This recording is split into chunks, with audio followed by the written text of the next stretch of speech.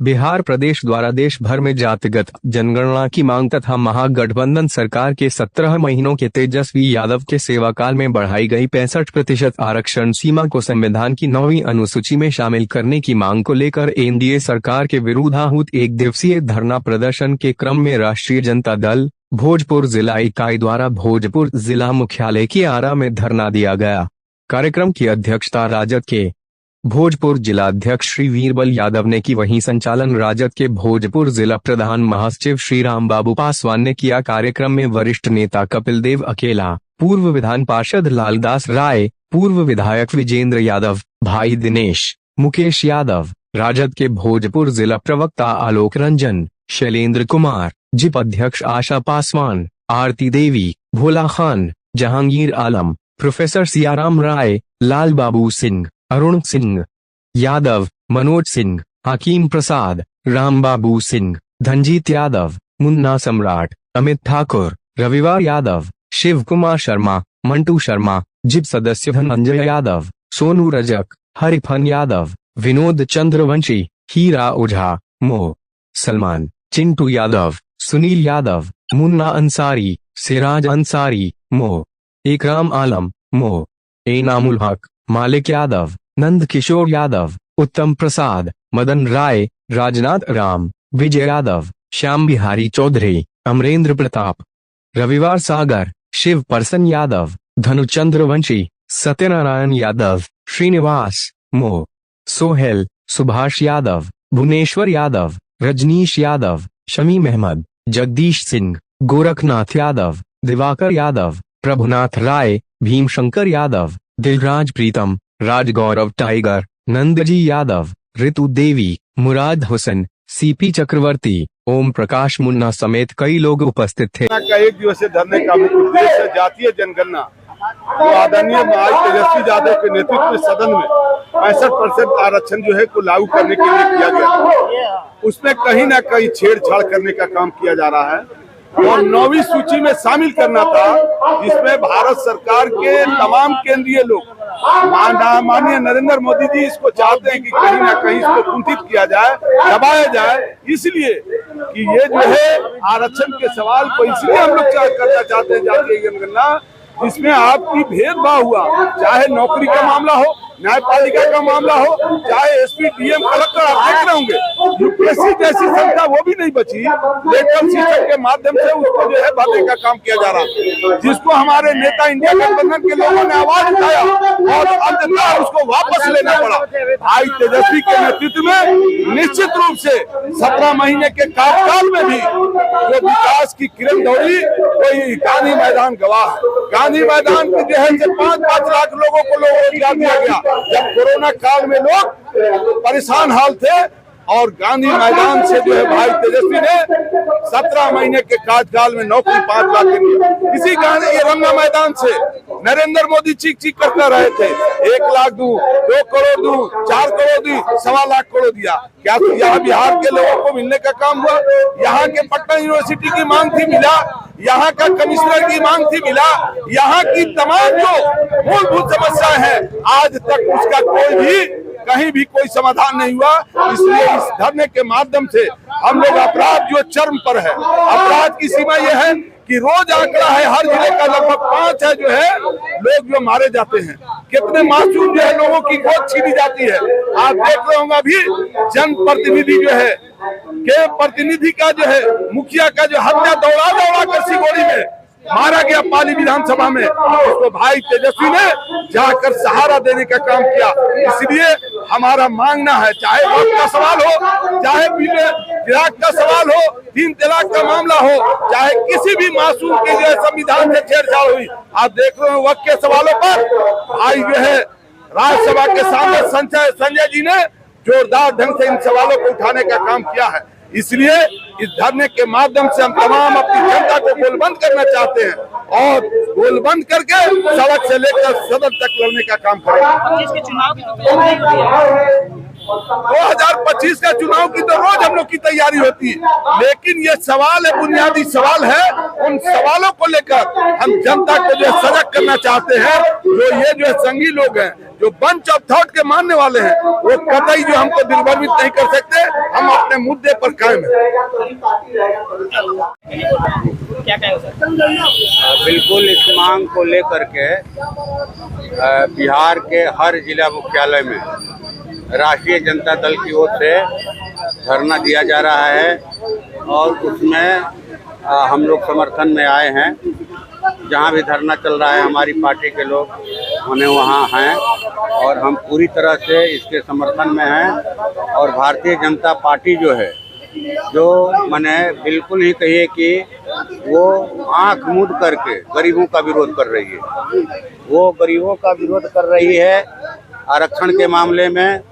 वो शिक्षा जो है गरीबों के हाथ से छीन लेना चाहती है, उनके हाथ से रोजगार छीन लेना चाहती है, कहे कि मुंह से रोटी छीनना चाहती है, गुलाम बनाना चाहती है। गठबंधन की सरकार यहाँ बिहार में 17 महीने चली और उसमें 5 लाख बेरोजगारों को सरकारी नौकरी दी गई और उसी समय जातीय गणना हुआ था और गणना में जातियों की संख्या के हिसाब से आरक्षण की सीमा को 10% बढ़ाया गया था और हाई कोर्ट में इस पर कहिए कि रिट करके याचिका दायर करके इस पर रोक लगा दिया गया है। उसी तरह से हम लोगों ने देखा कि केंद्र में भी ये क्रीमी लेयर का मामला ले करके जो है सुप्रीम कोर्ट में ये कोटे के भीतर कोटे की बात करके ये दलितों गरीबों की एकता में फूट डालना चाहते हैं।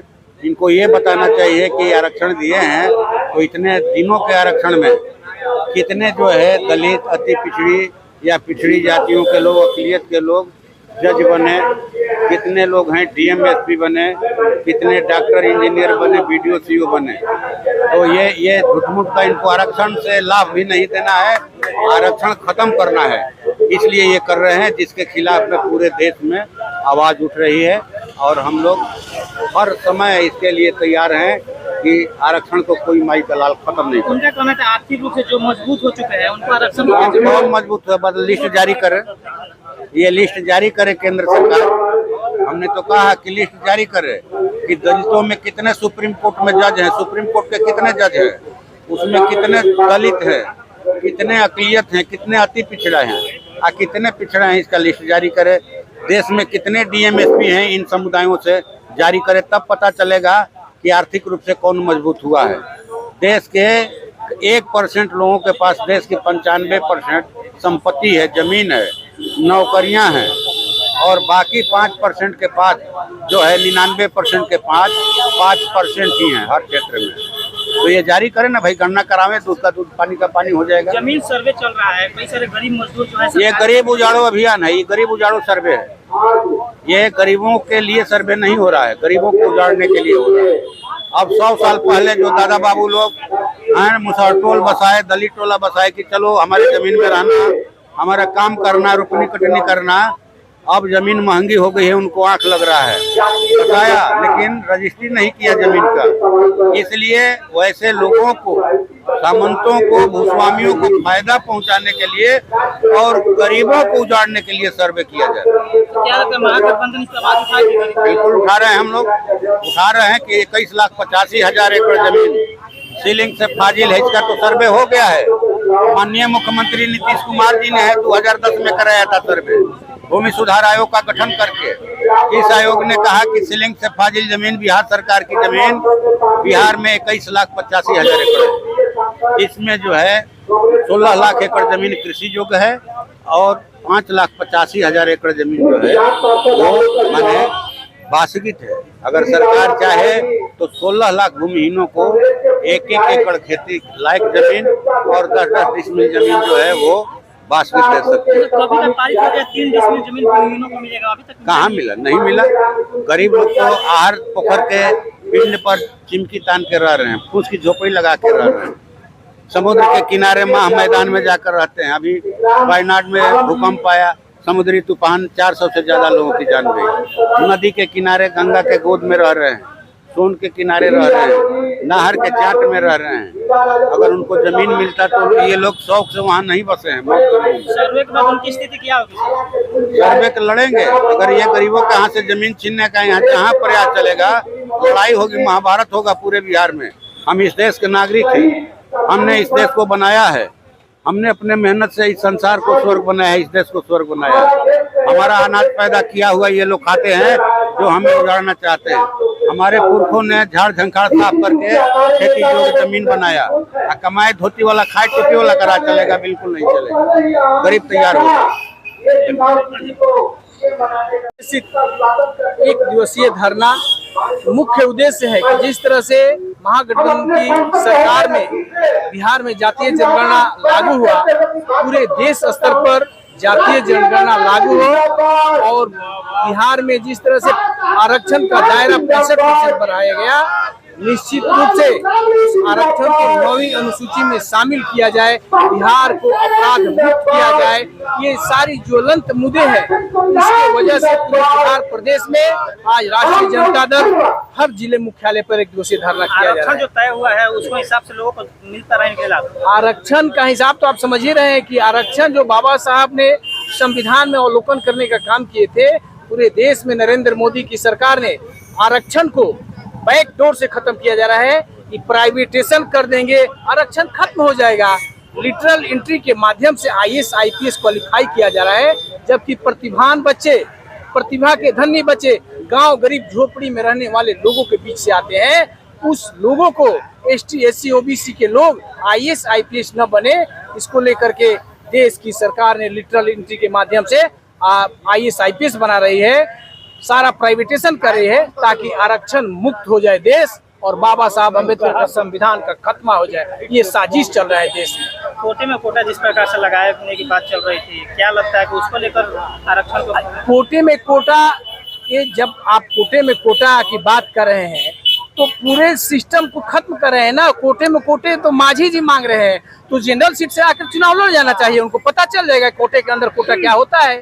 तो इस तरह के लोग कुछ गोद में बैठे हैं एनडीए के पास और उन्हीं की कठपुतली बन करके अपना वक्तव्य देते रहते हैं। राष्ट्रीय जनता दल नहीं, पूरे महागठबंधन इसकी घोर निंदा करता है और सरकार को बाबा साहब अम्बेडकर के संविधान पर अगर छेड़छाड़ करती है तो पूरे बिहार प्रदेश सहित देश आग की झोली में झोंकने का काम करेगी और गांव गरीब किसान का अपमान हो रहा है। 2025 का चुनाव आ रहा है सर, उसको लेकर 2025 का चुनाव पूरे बिहार में माननीय नेता विरोधी दल तेजस्वी यादव की अगुवाई में महागठबंधन लड़ेगी और बिहार में एनडीए का खत्मा होगा।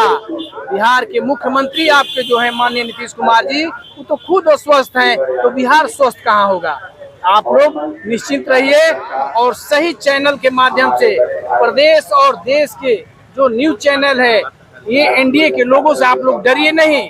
आप लोकतंत्र के चौथे स्तंभ हैं और इसका जीता जगता मिसाल आपके देश के एक दो जो चैनल वाले हैं, जिस तरह से रवीश कुमार आपके हुआ करते हैं कि देश कौन कहे विश्व में उनका डंका बजता है। इस तरह से आपको पार्टिसिपेट करना चाहिए और देश में जो भी सरकार हो, एनडीए की सरकार हो या इंडिया गठबंधन की सरकार हो, मगर सरकार की करनी और कथनी जनता के बीच उजागर होना चाहिए। धन्यवाद।